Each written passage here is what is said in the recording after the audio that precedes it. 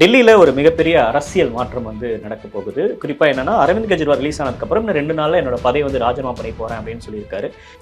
September 17 வந்து பிரதமர் நரேந்திர மோடியுடைய பிறந்த நாள். ஸோ உங்களுக்கு மோடி எப்படி வந்து திடீரென்று ஒரு சர்ப்ரைஸ் கொடுப்பாரோ அதே மாதிரி தான் அரவிந்த் கெஜ்ரிவாலும் திடீர்னு சர்ப்ரைஸ் கொடுப்பாரு. ஸோ இப்போ சர்ப்ரைஸ் இல்லை, இப்போ ஒரு பரிசு, பிறந்தநாள் பரிசு கொடுக்க போறாரு அப்படிங்க பாருங்க. நீங்கள் என்னதான் காங்கிரஸாக இருந்தாலும் சரி, என்னதான் பிஜேபியாக இருந்தாலும் சரி, என்னதான் நரேட்டிவ் நீங்கள் செட் பண்ணுறதா இருந்தாலும் சரி, நீங்கள் இந்த ஸ்ட்ரீட் பாலிடிக்ஸில் வந்து ஆம் ஆத்மி கட்சியை வந்து அடிச்சிக்கவே முடியாது, அரவிந்த் கெஜ்ரிவால் அடிச்சிக்க முடியாது. இப்போ நீங்கள் இது வந்து ஒரு அரசியல், இதுதான் அவர் அரசியலுக்காக தான் அதை பண்ணுறாரு அப்படின்னு சொல்லியிருந்தீங்க. அப்படின்ற அந்த நிபந்தனைகள் எல்லாமே ரொம்ப சுருக்கமாக இருக்கனால தான் அவரால் தொடர முடியல அப்படின்ற ஒரு வாதம் முன்வைக்க இல்லை. நீங்கள் கோப்புகளை பார்க்கல அப்படின்னா கூட நீங்கள் முதலமைச்சராக தொடரலாம் இல்லையா? முதலமைச்சராக தொடர்வதில் உங்களுக்கு எந்த இதுவும் இல்லை. மக்கள் என்ன மீண்டும் முதலமைச்சராக தேர்ந்தெடுத்து நீ போய் டெல்லியில் உட்காரு முதலமைச்சரா அப்படின்னு சொல்லும் போது நான் வந்து மக்களுடைய ஆதரவு பெற்று நான் மீண்டும் வரேன் அப்படின்ற ஒரு பப்ளிக் ஸ்டண்ட் தானே வரும். இப்போ இந்த கேம் பாஜகவோட கேம் வந்து மற்ற உங்களுக்கு தெரியலனாலும் பரவாயில்ல, அரவிந்த் கெஜ்ரிவால் இந்த கேம் நல்லா தெரிஞ்ச ஒருவர். பதவியிலிருந்து வரப்ப மீண்டும் அரவிந்த் கெஜ்ரிவாலே முதல்வர் ஆகிறப்ப அங்க ஒரு அதிருப்தி வராது. அந்த பெரிய அளவுக்கு அதெல்லாம் வந்து மேனேஜ் பண்ணிடுவாங்க அப்படின்னு தான் நான் பார்க்குறேன்.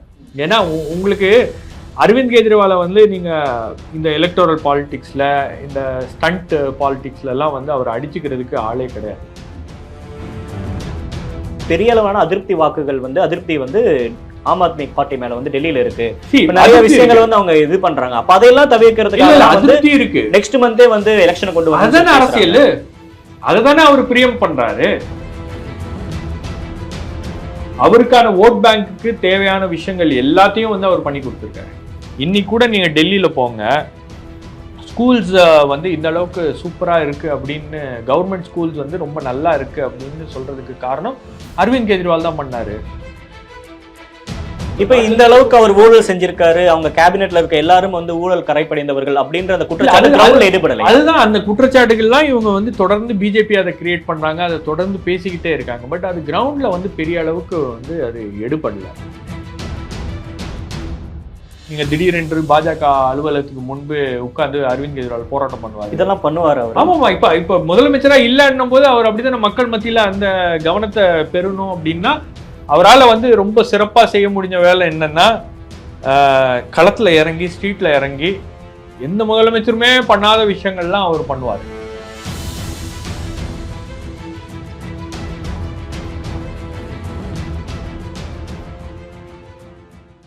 தி டிபேட் நேயர்களுக்கு வணக்கம். இன்றைய சிறப்பு நேர்காணலில் நம்மோடு இணைந்திருக்கிறார் மூத்த பத்திரிகையாளர் ஷபீர் அகமது. சார் வணக்கம். டெல்லியில ஒரு மிகப்பெரிய அரசியல் மாற்றம் வந்து நடக்க போகுது. குறிப்பா என்னன்னா, அரவிந்த் கெஜ்ரிவால் ரிலீஸ் ஆனதுக்கு அப்புறம் இன்னும் 2 நாள்ல என்னோட பதவியை வந்து ராஜினாமா பண்ணி போறேன் அப்படின்னு சொல்லியிருக்காரு. இதுக்கு பின்னாடி கூடிய அரசியல் கணக்கு என்ன, ஏன் அந்த 2 நாள் அப்படின்றத அவர் குறிப்பிட்டிருக்காரு? அதாவது இந்த 2 நாள் கணக்கு அப்படின்றது ஏன் அப்படின்னு பார்த்தீங்கன்னா, ஞாயிற்றுக்கிழமை தான் அவர் வந்து இந்த அனௌன்ஸ்மெண்ட்டை பண்ணுறாரு. திங்கள், செவ்வாய்க்கிழமை செப்டம்பர் 17. ஸோ அன்றைக்கி தான் வந்து நான் ராஜினாமா செய்ய போகிறேன் அப்படின்னு சொல்லிட்டு அறிவிச்சிருக்காரு. செப்டம்பர் 17 வந்து பிரதமர் நரேந்திர மோடியுடைய பிறந்தநாள். ஸோ அந்த நரேந்திர மோடியுடைய பிறந்தநாள் அன்னைக்கு கவனம் பூரா வந்து நரேந்திர மோடி பக்கம் இருக்கும். ஆனால் அரவிந்த் கெஜ்ரிவால் வந்து அன்னைக்கு ராஜினாமா செய்து ஒரு மெசேஜை வந்து நான் கன்வே பண்ணுறேன். யாருக்கு? பிரதமருக்கு. ஓகே. ஏன்னா அவர் என்ன சொல்வார், என்னை பொறுத்த வரைக்கும் நான் யோசிக்கிறது என்னன்னா, பிரதமர் இதை தான் விரும்பினார், ஆகவே என்னுடைய ராஜினாமாவை நான் பிரதமர் மோடிக்கு பரிசாக கொடுக்கிறேன், பிறந்தநாள் பரிசாக கொடுக்கிறேன் அப்படின்னு சொல்லிட்டு, நான் வந்து மக்களை சந்திக்கிறதுக்கு உங்களை மாதிரி பயப்படல, நான் மக்களை சந்திக்க போகிறேன், நான் வந்து இப்போ ரோட்டில் இறங்கி அரசியல் செய்ய போகிறேன் அப்படின்னு சொல்லிட்டு ஆம் ஆத்மி கட்சி அதில் தான் ஆம் ஆத்மி கட்சி அடிச்சுக்க முடியாது. நீங்கள் என்னதான் காங்கிரஸாக இருந்தாலும் சரி, என்னதான் பிஜேபியாக இருந்தாலும் சரி, என்னதான் நரேட்டிவ் நீங்கள் செட் பண்ணுறதா இருந்தாலும் சரி, நீங்கள் இந்த ஸ்ட்ரீட் பாலிடிக்ஸில் வந்து ஆம் ஆத்மி கட்சியை வந்து அடிச்சிக்கவே முடியாது, அரவிந்த் கெஜ்ரிவால் அடிச்சிக்க முடியாது. இப்போ யாருமே எதிர்பார்க்கல. அரவிந்த் கெஜ்ரிவால் ஜெயிலேருந்து வந்தார். ஜெயிலேருந்து வந்த உடனே இந்த மாதிரி ராஜினாமா பண்ணுவேன் அப்படின்னு சொல்லிட்டு அவர் அனௌன்ஸ் பண்ணுவார் அப்படின்னு பிஜேபியை எதிர்பார்த்துருக்க மாட்டாங்க. பட் அந்த முடிவை அவர் எடுத்துட்டார்.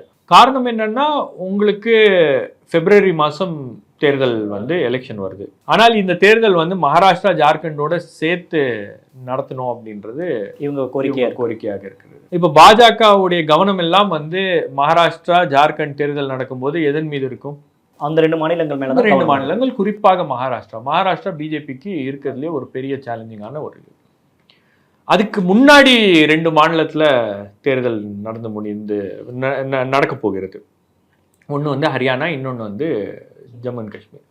இந்த 2 தேர்தலில் ஒரு பின்னடைவு ஏற்பட்டுச்சுன்னா பிஜேபியோட ஸ்டாக்ஸ் வந்து இன்னும் கொஞ்சம் கீழே போகும். இந்த 2 தேர்தல்களில் என்ன முடிவு வந்து வரப்போகிறது அப்படின்றது பிஜேபிக்கே ஒரு பெரிய அச்சம் என்பது இருக்கிறது.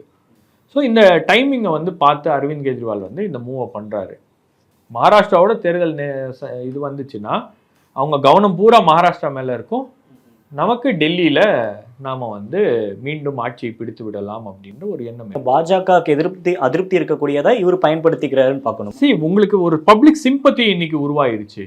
அதாவது இந்தியா டுடே வந்து இந்த வருஷம் எடுத்த ஒரு survey, mood of the nation சர்வேல அவங்க என்ன கேட்குறாங்க அப்படின்னா, அரவிந்த் கெஜ்ரிவாலுடைய கைதையும் ஹேமந்த் சோரன் ஜார்க்கண்ட் முதலமைச்சருடைய கைதையும் எப்படி பார்க்குறீங்க அப்படின்னு கேட்கும்போது அவங்க என்ன சொல்கிறாங்கன்னா, இது முழுக்க முழுக்க அரசியல் பழிவாங்கும் நடவடிக்கை. இடி, இன்கம் டேக்ஸ், சென்ட்ரல் ஏஜென்சிஸை வச்சு முதலமைச்சர்களை பழிவாங்கக்கூடிய ஒரு நடவடிக்கையில் இவங்க ஈடுபட்டிருக்காங்க. நீங்கள் அரவிந்த் கெஜ்ரிவாலுடைய கைதே வந்து ஏன் நடத்தப்பட்டுச்சு? அரவிந்த் கெஜ்ரிவாலுடைய கைது என்பது முழுக்க முழுக்க அவங்களுக்கு வந்து அது அந்த அந்த அந்த இந்தியா கூட்டணியிலேருந்து அவர் வெளியே வந்துடணும், அந்த அழுத்தம் கொடுக்குறாரு. காங்கிரஸ் கூட அந்த கூட்டணியில் இருக்கக்கூடாது அப்படின்றது தான் வந்து மிக முக்கியமான காரணமாக இருந்துச்சு. நீங்கள் 2வது அரவிந்த் கெஜ்ரிவாலுடைய கட்சியை வந்து காலி பண்ணணும் அப்படின்றது அவங்களுடைய ஒரு மிக முக்கியமான நோக்கமாக இருக்கிறது.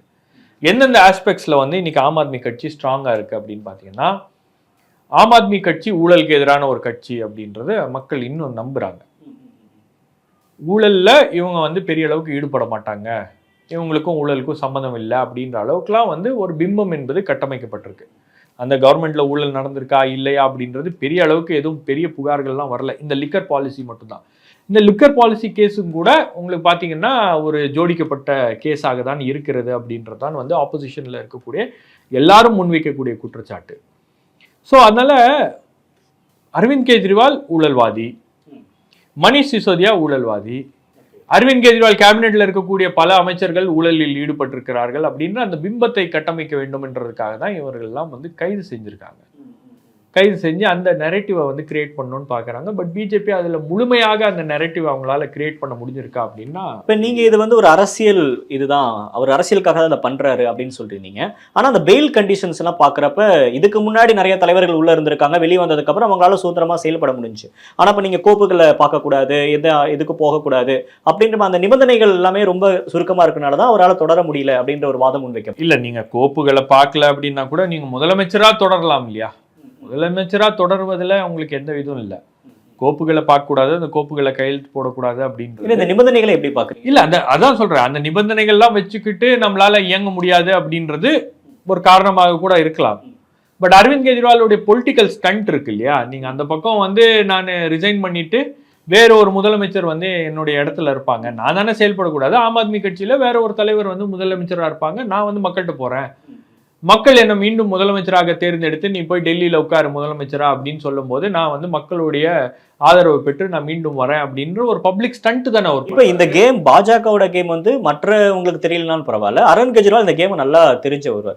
இப்போ இங்கே வந்து சம்பாதிச்சவரனை போட்டாங்க, அவர் உள்ள இருந்தப்ப வெளியே வந்ததுக்கப்புறம் அவர் வந்து அதிருப்தி காரணமாக பிஜேபிக்கு போய் சேர்றாரு. இப்போ இங்கேயும் அப்படி ஒருத்தர் நிரூபிக்கிறாரு அப்படின்னா அவர் இந்த பதவியிலிருந்து வரப்ப மீண்டும் அரவிந்த் கெஜ்ரிவாலே முதல்வர் ஆகிறப்ப அங்க ஒரு அதிருப்தி வராது, அந்த சலசலப்பு. அதுதான் விஷயம். அதாவது நீங்க ஹேமந்த் சோரனுடைய கட்சியில அவர் ஒருத்தரை முதலமைச்சராக நியமிச்சாரு, அதுக்கப்புறம் அவர் வெளியே போயிட்டு உள்ள வரும்போது ஒரு சலசலப்பு, ஒரு பிரச்சனை வந்துச்சு. ஆம் ஆத்மி கட்சியில உங்களுக்கு அப்படி வரல. ஆம் ஆத்மி கட்சியில அரவிந்த் கெஜ்ரிவாலை கூப்பிட்டு பிடிச்சி ஜெயிலில் போட்டாங்க, மணிஷ் சிசோதியா பிடிச்சி ஜெயிலில் போட்டாங்க, அதுக்கப்புறம் இன்னொரு 2-3 அமைச்சர்கள், முக்கியமான தலைவர்கள், அதாவது என்ன சொல்றது, முடிவுகளை எடுக்கக்கூடிய தலைவர்கள் யாரா இருந்தாலும் அவங்கள பிடிச்சி உள்ள போட்டாங்க. உள்ள போட்டதுக்கு அப்புறம் கூட கட்சியிலேருந்து பெரிய அளவுக்கு யாரும் வந்து பிஜேபியில போய் சேரலையே, எம்எல்ஏஸ் போலியே, யாருமே வந்து அரவிந்த் கெஜ்ரிவால் அதை பேசுறாரு. இவங்களுடைய டிசைனே வந்து பிஜேபியோட டிசைனே வந்து ஒரு கட்சியுடைய தலைவர் யாராக இருந்தாலும் பிடிச்சி தூக்கி போட்டு ஜெயிலில் போட்டு ஒரு 20 எம்எல்ஏ 30 எம்எல்ஏ வந்து இந்த பக்கம் தூக்கிட்டு வந்துடுறது தான் இவங்களுடைய ஸ்டைலு. பட் ஆம் ஆத்மி கட்சியில் அது நடக்கலை. இந்த கட்சியில அந்த விசுவாசம் அப்படின்றது வந்து தலைமைக்கான அந்த விசுவாசம் அப்படின்றது இங்க இருக்கக்கூடிய தலைவர்களுக்கு அதிகமாக இருக்கிறது. பல மிரட்டல்கள், பல பிரச்சனைகள், பல அழுத்தங்கள் எல்லாம் இருந்தபோது கூட இவங்க வந்து உள்ள வரல, எதுவுமே பண்ணல அப்படின்றாங்க. பெரிய அளவுக்கு அதெல்லாம் வந்து மேனேஜ் பண்ணிடுவாங்க அப்படின்னு தான் நான் பார்க்குறேன்.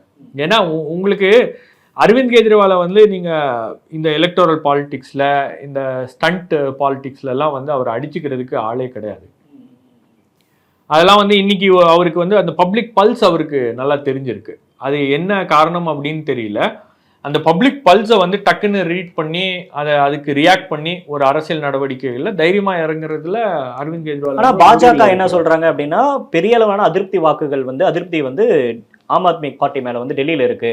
நிறைய விஷயங்கள் வந்து அவங்க இது பண்றாங்க. அப்ப அதையெல்லாம் தவிர்க்கிறதுக்காக அதிருப்தி இருக்கு. நெக்ஸ்ட் மந்தே வந்து எலெக்ஷனை கொண்டு வரதானே அரசியல், அததானே அவர் பிரியம் பண்றாரு. அவர் மீது அதிருப்தி இருக்கிறது. அவர் வந்து ஆட்சிக்கு வர்றதுக்கு முன்னாடி கொடுத்த ப்ராமிசஸ் எல்லாம் வந்து பெரிய அளவுக்கு செயல்படுத்த முடியாததுக்கு காரணம் வந்து உங்களுக்கு சீஃப் செக்ரட்டரி கூட வந்து ஆம் ஆத்மி கட்சியுடைய முதலமைச்சருடைய கட்டுப்பாட்டில் இருக்க முடியாத ஒரு சூழல். பல பிரச்சனைகள், கவர்னரை வச்சு பிரச்சனை பண்ணாங்க. எல்லா விஷயங்கள்லயும் வந்து ஆம் ஆத்மி கட்சிக்கு குடைச்சல் என்பது இருந்து கொண்டே இருந்துச்சு. ஒரு அரசாங்கத்தை அவங்களால நடத்த முடியல. அப்ப இதெல்லாம் பண்ணிட்டு ஆனாலும் வந்து உங்களுக்கு ஆம் ஆத்மி கட்சி மீது ஒரு நல்ல எண்ணம் மக்கள் மத்தியில இருக்கிறதா அப்படின்னா இருக்கிறது. காரணம் என்னன்னா அங்க இருக்கக்கூடிய ஸ்கூல்ஸை வந்து மாத்திருக்காரு, அங்க இருக்கக்கூடிய மருத்துவமனைகளை மாத்திருக்காரு, அங்க உங்களுக்கு வந்து தண்ணி 20,000 லிட்டர் வந்து உங்களுக்கு எந்த விதமான சார்ஜ் இல்லை. அதுக்கப்புறம் எலக்ட்ரிசிட்டி அவர் வந்து ஃப்ரீ பண்ணியிருக்காரு. அதுக்கப்புறம் அங்க பெண்களுக்கு வந்து ஃப்ரீ பஸ் டிராவல். இந்த மாதிரி அடிப்படையான விஷயங்கள், இதை எல்லாத்துக்கும் வந்து அவர் வந்து ஏதோ ஒரு வகையில உதவி இருக்கிறார். ஏதோ ஒரு வகையில அந்த அடிப்படையான விஷயங்கள் எல்லாம் அவர் வந்து பார்த்துக்கிட்டாரு அப்படின்னும் போது மற்ற பெரிய விஷயங்கள்லாம் வந்து அரசியல் ரீதியாக இவரை நெருக்கிறாங்க அப்படின்னு தான் பாக்குறாங்க. அவருக்கான ஓட் பேங்க்குக்கு தேவையான விஷயங்கள் எல்லாத்தையும் வந்து அவர் பண்ணி கொடுத்துருக்காரு. இன்னைக்கு கூட நீங்க டெல்லியில போங்க, ஸ்கூல்ஸ் வந்து இந்த அளவுக்கு சூப்பரா இருக்கு அப்படின்னு, கவர்மெண்ட் ஸ்கூல்ஸ் வந்து ரொம்ப நல்லா இருக்கு அப்படின்னு சொல்றதுக்கு காரணம் அரவிந்த் கெஜ்ரிவால் தான் பண்ணாரு. நீங்க டெல்லியில எந்த ஆட்டோக்காரரோ அல்லது எந்த ஊர்லயோ நீங்க போய் வந்து பேசுனீங்கன்னா கூட அவங்க சொல்லுவாங்க, மோடி இந்த நாட்டுக்கு வேணா முதல்ல பிரதமரா இருக்கட்டும், பட் மாநிலத்துக்கு வந்து அரவிந்த் கெஜ்ரிவால் இருக்கட்டும் அப்படின்னு. இன்னொன்னு இப்ப இந்த அளவுக்கு அவர் ஊழல் செஞ்சிருக்காரு, அவங்க கேபினெட்ல இருக்க எல்லாரும் வந்து ஊழல் கரைப்படைந்தவர்கள் அப்படின்ற அந்த குற்றச்சாட்டு ஈடுபடல. அதுதான் அந்த குற்றச்சாட்டுகள்லாம் இவங்க வந்து தொடர்ந்து பிஜேபி அதை கிரியேட் பண்றாங்க, அதை தொடர்ந்து பேசிக்கிட்டே இருக்காங்க. பட் அது கிரவுண்ட்ல வந்து பெரிய அளவுக்கு வந்து அது எடுபடல. அதனாலதானே உங்களால 10 வருஷமா டெல்லியில அந்த ஆட்சி அசைச்சு பாக்குறாங்க, அசைச்சு பார்க்க முடியலையே. பிஜேபியால உள்ள வர முடியாததுக்கு ஒரே காரணம் வந்து மக்கள் மத்தியில ஒரு நல்ல பெயர் அப்படின்றது அரவிந்த் கெஜ்ரிவால் எடுத்திருக்காரு. அதுதான் அவருடைய அந்த தைரியத்துல தான் அவர் வந்து இந்த நடவடிக்கை எல்லாம் எடுக்கிறாரு. நான் மீண்டும் வந்து ஆட்சியை கலைச்சிடுறேன். இப்ப ஆட்சியை கலைக்க முடியாது. ஆமா, இப்ப ஏன் அவர் வந்து 2 வருஷம் 4-6 மாசம் இருக்கு. இப்போ ஒரு 6 மாசத்துக்கு முன்னாடி அவர் ஆட்சியை நான் ரிசைன் பண்றேன் அப்படின்னு தான் சொல்றாரு. ஆட்சியை கலைக்க போறேன், கேபினெட்டை கலைக்க போறேன் அப்படின்னு சொல்லல. கேபினெட்டை அவர் கலைச்சிட்டாருன்னா நீங்க வந்து பிரசிடென்ட் ரூலை போட்டுருவீங்க. பிரசிடென்ட் ரூல் டெல்லிக்கு போட்டீங்கன்னா அதுக்கப்புறம் வந்து அரவிந்த் கெஜ்ரிவாலை இவங்க ஃபுல்லா காலி பண்ணிடுவாங்க. அப்போ ஆட்சியிலையும் இருக்கணும், நான் முதலமைச்சராக இருக்க மாட்டேன், நான் வந்து ஒரு எதிர்கட்சி ரோல் எடுத்துருவேன், நான் வந்து கடுமையா பாஜகவை எதிர்ப்பேன். இப்பதான் வந்து டெல்லியில ஒரு பரபரப்பு அப்படின்றத நம்ம பார்க்க போறோம். அண்ட் இந்த சமயம் பாத்தீங்கன்னா உங்களுக்கு நரேந்திர மோடியே வந்து கொஞ்சம் வீக்கா தான் இருக்காரு. அவருக்கும் வந்து பெரிய அளவுக்கு ஒரு வந்து ஒரு அசுர பலத்துல இருந்த மாதிரிலாம் இன்னைக்கு இல்லை. நீங்க பாத்தீங்கன்னா ஒரு மாநிலத்துக்கு தேர்தல் நடக்குது அப்படின்னா ஒரு 10 முறை அந்த மாநிலத்துக்கு போயிட்டு வந்துருவாரு. இப்பெல்லாம் அந்த மாதிரிலாம் ஒன்றும் நடக்கல. அமித்ஷா போறாரு, அமித்ஷா தான் போறாரு, பிரதமர் போல. அந்த மாதிரி தான் வந்து அவருடைய கவனம் எல்லாம் வேற ஒரு பக்கம் இருக்கு.